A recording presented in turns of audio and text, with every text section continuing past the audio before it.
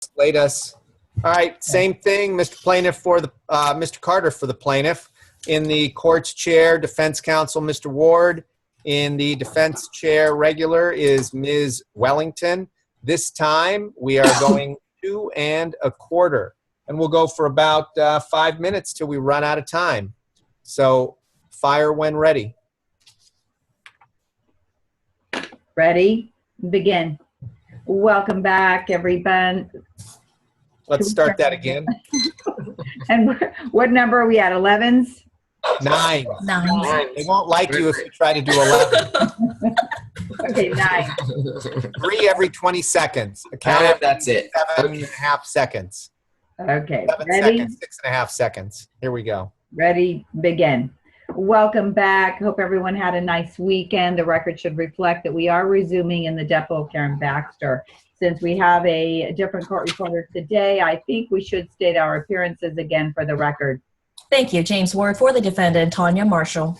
Susan Wellington for the defendant, Shuttle King. And I am Michael Carter for the plaintiff, Joseph Lewis. Are we ready to resume? I want to note for the record that my client is not able to be here this morning due to a prior conflict. She may be able to join us later this afternoon. That shouldn't be a problem. No objection. She has a right to be here, of course. I don't think it is necessary to wait for her. Are you requesting that we postpone until the afternoon when she can be here? No, not at all. I just wanted to state that on the record. I'm ready to proceed. Let's go ahead and begin if we're all ready.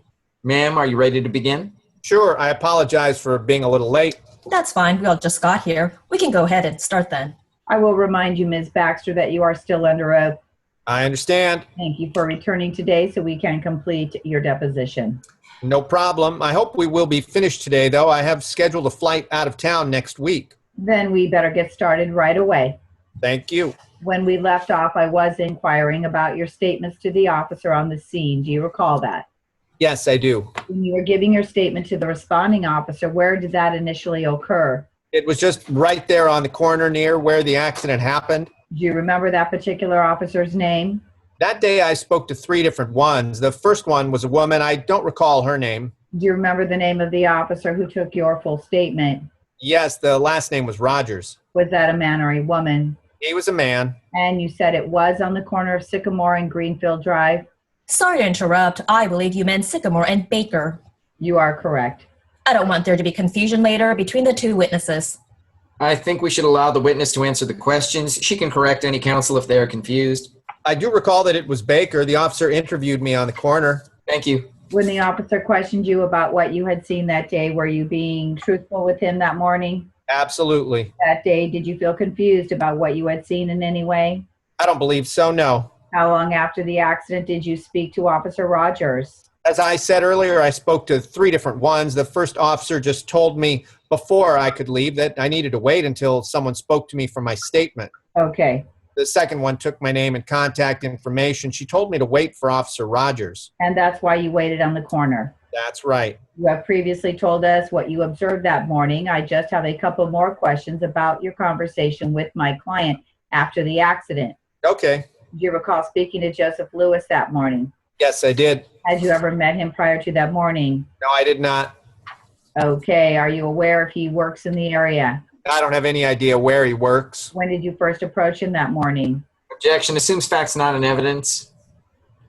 Did you approach Mr. Lewis or did he approach you? I was standing there after the accident, and he came up to me on the corner Was that the only time you spoke to Mr. Lewis? after the collision, and once the cars were all settled, I looked over, and he was sitting in the pickup truck looking around. Did you approach his pickup truck at that time? No, I just hollered to him to ask if he was okay. Okay. And did you approach? Yes, his window was down.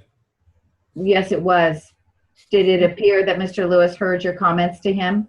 He looked directly at me. He didn't say anything. Did you have any further conversation with him? I asked him if he was okay. Did he respond to you on that second attempt? Correct. He nodded his head. I hollered that I was going to call 911. When Mr. Lewis later approached you on the corner, do you recall what the conversation was at that time? I told him he should just sit down and wait for the police to get there. I want to clarify, did you have a conversation with Joseph Lewis on the corner?